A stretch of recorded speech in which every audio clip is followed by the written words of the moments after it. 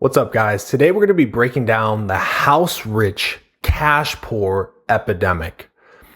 In the United States, the vast majority of retirees have their wealth tied up in their primary residence and have very little left in their liquid savings, like their 401ks, Roths, or brokerage accounts.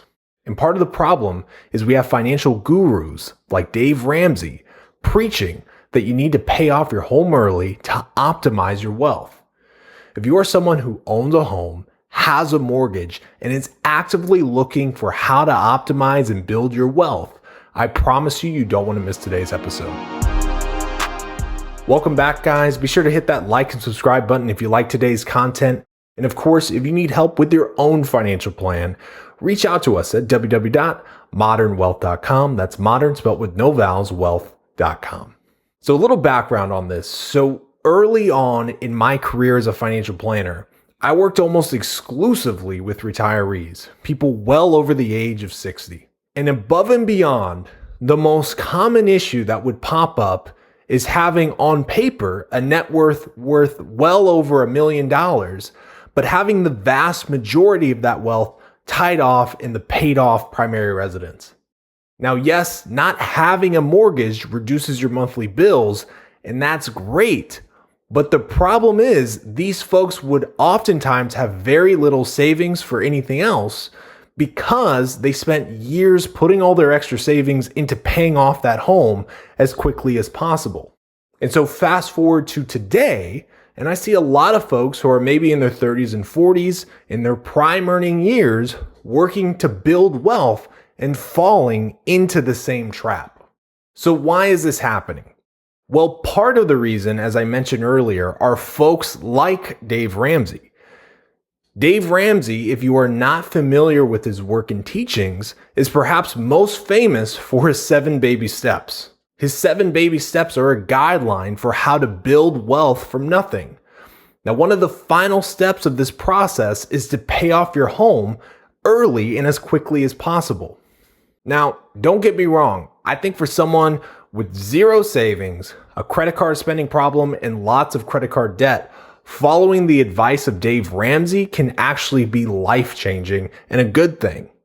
However, when it comes to someone who is easily past steps 1 through 4, this is where I think following Dave's advice that you should be rushing to pay off your home is actually poor guidance. Now, rather than me explain why I feel this way, let me just show you guys instead with a case study.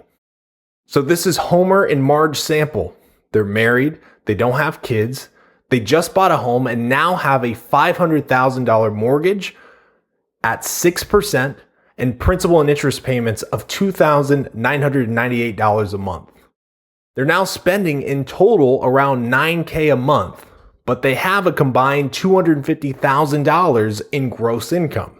So let's see what their wealth looks like in 10 years, assuming they follow Dave Ramsey's 7 baby steps. As a refresher, they have easily covered step 1, which is save $1,000 for a starter emergency fund. They have also easily covered step 2, which is pay off non-housing debt. Step 3 is having a 3 to 6 month emergency fund. And then step 4 is save 15% of their household income for retirement. Step 5 is to save for your kids' college, but in their case, they don't have kids, so that's crossed off. So now we're on to step 6, which is to pay off their home early. So this is what it would all look like. They're putting away a total of 15% of their gross income into their 401k, and then they're going to make an extra $3,000 a month in principal payments towards their mortgage to pay it off sooner, just like Dave said. And just for kicks, you're going to see them put around $10,000 at the very bottom there into a brokerage or savings account. Now, if we fast forward 10 years from now, their home is going to be completely paid off and they're going to have around $1.3 million in liquid assets like their 401ks with a paid off home. Sounds pretty good, right? But is there a more optimal way to do it? Well, let's find out. Let's take a look at this scenario where we don't rush to pay off the home.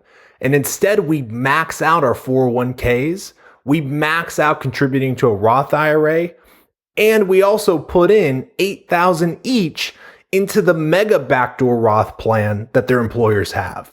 So in a nutshell, rather than putting all our energy into rushing to pay off the home, we're just going to invest assuming about a 7% rate of return and take advantage of building wealth in a more liquid format like a 401k or Roth.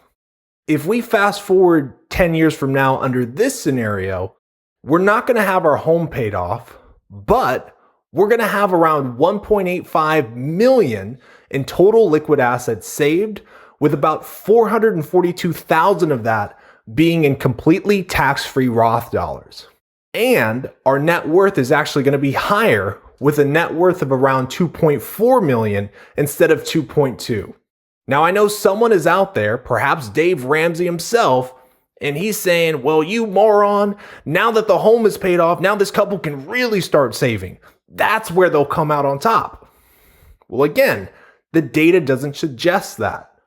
Even if we assume this couple retires at, let's say, 60, when we fast forward to 2054, when they were projected to have that home paid off originally, under Dave's 7 Baby Steps plan, they have about 10.5 million in total net worth, with about 8.7 of that being liquid.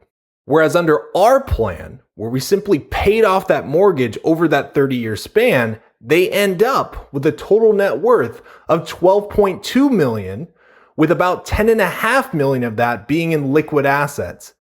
And of that 10.5 million, about 3 million is in a completely tax-free Roth. The crazy part about this entire analysis is I believe that their net worth of 12.2 million could actually be higher. And the reason for this is as this couple continues to build wealth and as their earnings continue to slowly go up, that mortgage becomes a smaller and smaller piece of their overall budget. At some point, when they start to have a significant amount of equity in that home, it would probably make sense to consider doing a cash out refi and therefore giving us more capital on the liquid side of our balance sheet to invest and grow. Now, even if you aren't a high earner that has the earning power to save, like our couple in our case study, the same principles apply.